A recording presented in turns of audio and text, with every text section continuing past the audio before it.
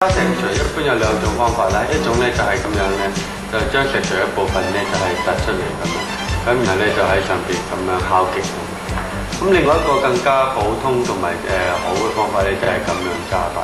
咁你就主要咧將整個石錘咧都係揸喺個手上邊，係咁樣打嚟嘅時候咧就握得比較緊一啲咁。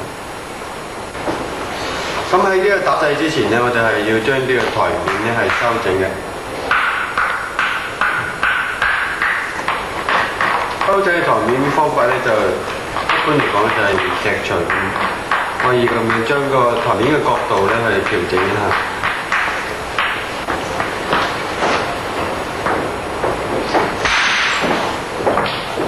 呢一個大嘅石片。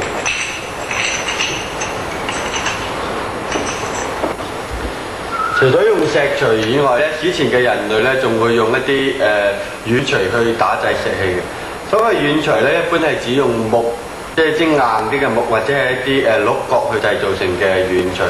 咁將呢個鹿角咧可以切成一個咁樣嘅非常之精巧嘅軟錘嘅。